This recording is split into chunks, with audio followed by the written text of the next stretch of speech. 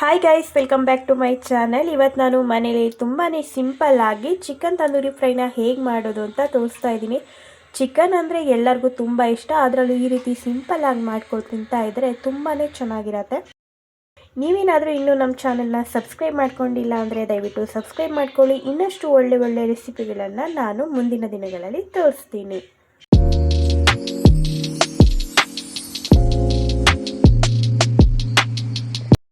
ಮೊದಲಿಗೆ ಒಂದು ಪಾತ್ರೆಗೆ 2-3 ಸ್ಪೂನು ಶುಂಠಿ ಬೆಳ್ಳುಳ್ಳಿ ಪೇಸ್ಟ್ ಹಾಕ್ಕೋಬೇಕು. ಹಾಗೆಯೇ ನಿಂಬೆಹಣ್ಣು ಹಿಂಡ್ಕೊಂಡಿದ್ದೀನಿ, ಒಂದು ಅರ್ಧ ನಿಂಬೆಹಣ್ಣು ಹಿಂಡ್ಕೊಂಡಿದ್ದೀನಿ.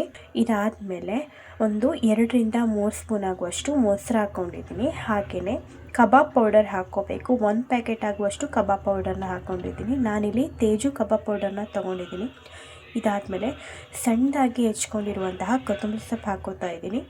ಇದನ್ನು ಚೆನ್ನಾಗಿ ಮಿಕ್ಸ್ ಮಾಡ್ಕೋಬೇಕು. ನಾನಿಲ್ಲಿ ಉಪ್ಪನ್ನು ಸೇರಿಸ್ತಾ ಇಲ್ಲ, ಯಾಕಂದರೆ ಕಬಾಬ್ ಪೌಡರ್ನಲ್ಲೇ ಆಲ್ರೆಡಿ ಉಪ್ಪಿರೋದ್ರಿಂದ ಉಪ್ಪು ಸೇರಿಸ್ತಾ ಇಲ್ಲ. ಈಗ ಸ್ವಲ್ಪ ಚಿಕನ್ ಮಸಾಲ ಪೌಡರ್ ಹಾಕೋತಾ ಇದ್ದೀನಿ. ನಾನು ಎವರೆಸ್ಟ್ ಚಿಕನ್ ಮಸಾಲ ಪೌಡರ್ನ ತೊಗೊಂಡಿದ್ದೀನಿ. ಹಾಗೆ ಸ್ವಲ್ಪ ಗರಂ ಮಸಾಲ ಪೌಡರ್ ಹಾಕ್ಕೋಬೇಕು. ಸ್ವಲ್ಪ ಚಿಲ್ಲಿ ಪೌಡರ್ ಹಾಕ್ಕೊಂಡು ಇದೆಲ್ಲನೂ ಚೆನ್ನಾಗಿ ಮಿಕ್ಸ್ ಮಾಡ್ಕೋಬೇಕು.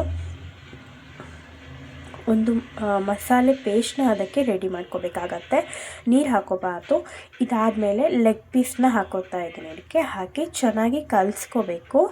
ಎಲ್ಲ ಮಸಾಲೆ ಒಂದಕ್ಕೊಂದು ಚೆನ್ನಾಗಿ ಚಿಕನ್ಗೆ ಅಂಟ್ಕೊಳ್ಳುವಂತೆ ಎಲ್ಲ ಚೆನ್ನಾಗಿ ಕಲಿಸ್ಕೋಬೇಕಾಗತ್ತೆ. ಇದಾದಮೇಲೆ ಇದನ್ನು ಸ್ವಲ್ಪ ಹೊತ್ತು ಮ್ಯಾರಿನೇಟ್ ಮಾಡೋಕ್ಕೆ ಸೈಡಲ್ಲಿ ಎತ್ತಿಟ್ಬಿಡೋಣ. ಉಪ್ಪು ಖಾರ ಎಲ್ಲ ಚೆನ್ನಾಗಿ ಹಿಡೀಲಿ. ಅದಾದಮೇಲೆ ಒಂದು ಪ್ಯಾನ್ ತೊಗೊಂಡಿದ್ದೀನಿ. ಇದಕ್ಕೆ ಸ್ವಲ್ಪ ಎಣ್ಣೆ ಹಾಕ್ಕೊಂಡಿದ್ದೀನಿ. ಮಸಾಲೆ ಹಾಕಿಟ್ಟ ಚಿಕನ್ನ ಇವಾಗ ಈ ಎಣ್ಣೆಗೆ ಹಾಕೋತಾ ಇದ್ದೀನಿ. ಜಾಸ್ತಿ ಎಣ್ಣೆ ಬೇಡ, ನೋಡಿ ನಾನು ಇಷ್ಟು ಹಾಕ್ಕೊಂಡಿದ್ದೀನಿ, ಅಷ್ಟೇ ಹಾಕ್ಕೊಂಡ್ರೆ ಸಾಕು. ಚಿಕನ್ ಹಾಕಿದ ತಕ್ಷಣಕ್ಕೆ ನಾವು ತಿರುವು ಹಾಕ್ಕೊಳ್ಳೋಕ್ಕೆ ಹೋಗಬಾರ್ದು. ಒಂದು ಪ್ಲೇಟ್ನ ಮುಚ್ಚಿ ಹಾಗೆ ಲೋ ಫ್ಲೇಮ್ನಲ್ಲೇ ಇಟ್ಬಿಡಬೇಕು. ಲೋ ಫ್ಲೇಮಲ್ಲೇ ಇಟ್ಕೊಳ್ಳಿ, ಸಿಮ್ನ ಹೈ ಮಾಡೋಕ್ಕೆ ಹೋಗಬೇಡಿ. ಫ್ಲೇಮ್ನ ಸಿಮ್ಮಲ್ಲೇ ಇಟ್ಕೋಬೇಕು.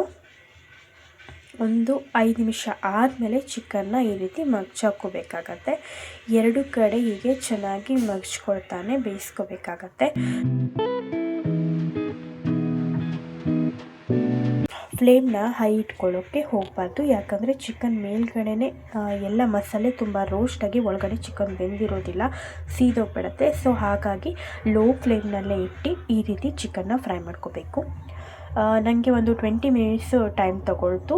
ನೋಡಿ, ಚಿಕನ್ ಇವಾಗ ರೆಡಿ ಆಗಿದೆ. ತುಂಬಾ ಚೆನ್ನಾಗಿರುತ್ತೆ. ನೀವು ಕೂಡ ಒಂದು ಸಲ ಮನೇಲಿ ಟ್ರೈ ಮಾಡಿ ನೋಡಿ.